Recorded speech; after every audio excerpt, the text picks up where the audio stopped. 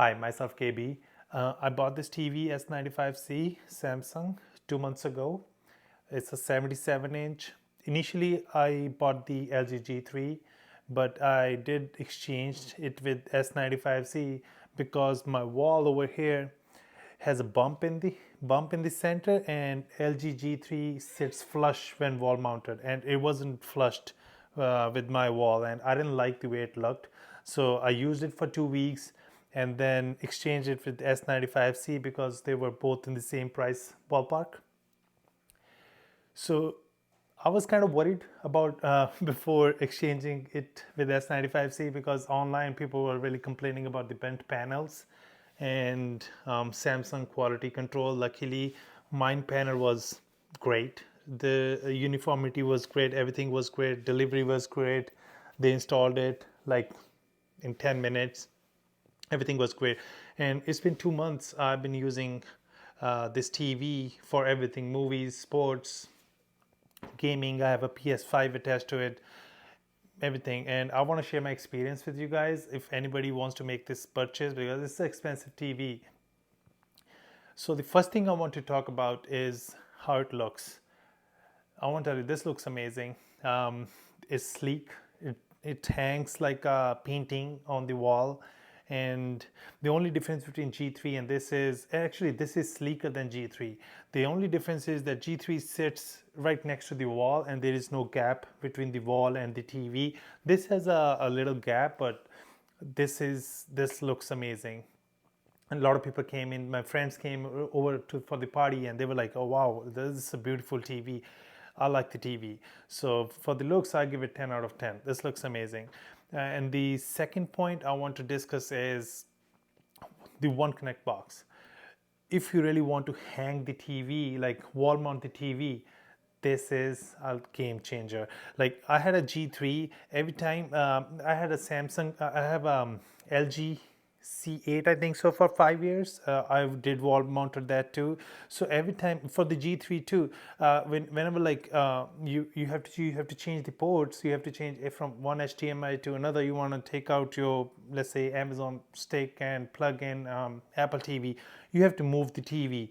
With this is so easy. I have the One Connect box right behind this, and I have all the HDMI 2.1 plugged in, and you can change anytime. It's so easy, makes the life easy, and no cable hassle too. I really like it. The third thing I want to discuss is the SDR content, not the HDR, SDR content, like watching sports or watching YouTube content. For me, it looks good. SDR content looks good. I was watching the NFL game for the Niners yesterday, and it looks amazing. I have no complaints about SDR content. YouTube content looks good too, so no complaint on that. So the fourth thing I want to discuss is movies and TV. This is the big thing. I love movies and TVs. So for movies and TV, I think movies and TV, this is, I think, one of the best TV I have ever seen. Probably the best TV I have ever seen. So it doesn't support Dolby Vision, so everybody knows it. You can check online. I don't think so that's a big deal. So I was using Dolby Vision for past 6 years. I don't see any difference. Now I watch HDR or HDR10 plus, and I want to let you guys know, like maybe you guys don't know it. So most of the content on Apple TV Plus is HDR10 plus now. So when you go, let's say you want to play this Avatar movie. So you play this Avatar movie.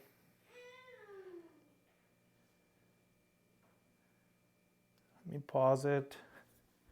Let me show you guys.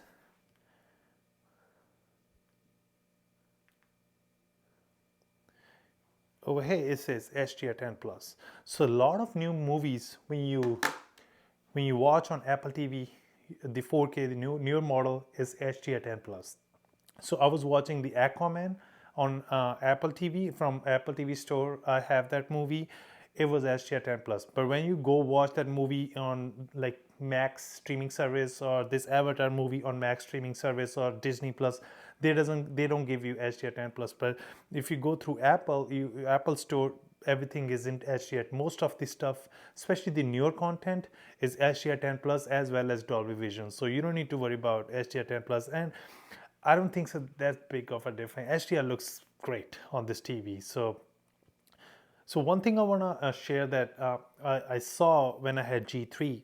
So G3 is a little brighter in whites, and everybody knows that this QD OLED colors are really good. So I didn't saw it when the first time I saw it, like, watched the movie. So I was watching this. Let me show you the show I was watching, Game of Thrones. So this is I think the finale for the second season, uh, and where Stannis Baratheon attacks the King's Landing, and there is a wildfire. Let me show you. This one, exactly this. So me and my wife were watching.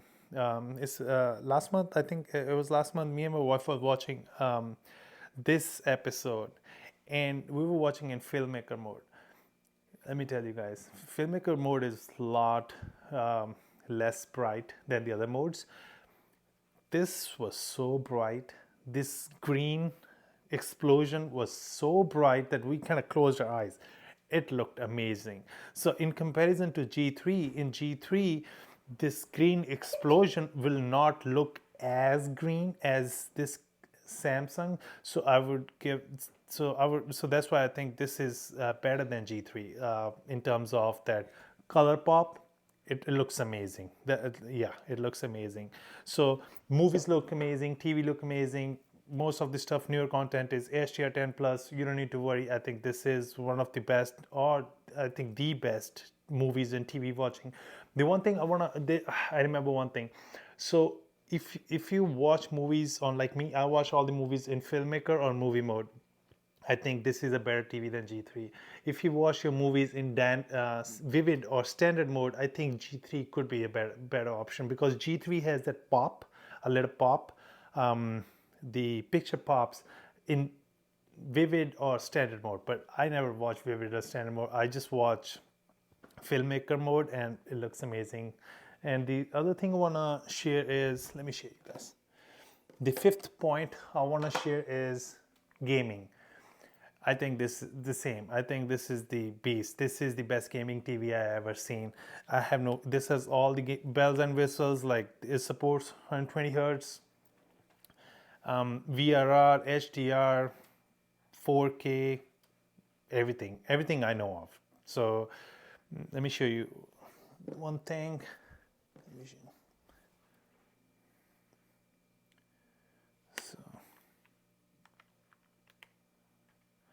So this has a game bar. You can check. And I was playing this game, Resident Evil 7. The game is so scary. Let me see. Yeah, over here. If you check, it supports. It's running at 120 FPS. It's 4K. It's VRR, HDR. Everything is enabled. Yeah, so it has everything in it. So the input lag, I don't feel the input lag. I have a gaming monitor, the Samsung Odyssey. I feel the same input lag, kind of the same input lag on this. I don't feel any input lag in gaming too. So I think this is the best gaming TV in the market, in my opinion. It's better than G3, definitely better than G3. That's what I think. So that's all. There's another thing for the gaming. I saw on YouTube people were saying that this sports only 40. This sports only, I think, 40 Gbps instead of 48 Gbps. Maybe I don't see the difference it makes. Maybe it makes the difference on PC gaming if you want to run like 144 FPS, but with console 120 hertz, it's smooth as butter. I have no complaints about it. The only con of this TV, I think, in my opinion, is that its operating system is not as good. I really like the WebOS of LG, but it is what it is. But I use Apple TV 4K, so I have no problem. 99% of the time I use Apple TV 4K, so it doesn't bother me. That's the only con I can think of this TV. Rest, I think, is the absolute beast of a TV. For the money right now, I think is selling for around $3,000, $3,500. I don't know the exact price. I don't think anything come close to this TV at that price range. This is the buy. I think anybody considering the TV around that price range, I think they should go with S95C. That's my opinion from past 2 months. That's what I've experienced. I have compared it to G3. I think this is a better TV overall. Any questions you guys have, just comment below the video. Maybe I'll get back to you with the answer. Thank you for watching the video.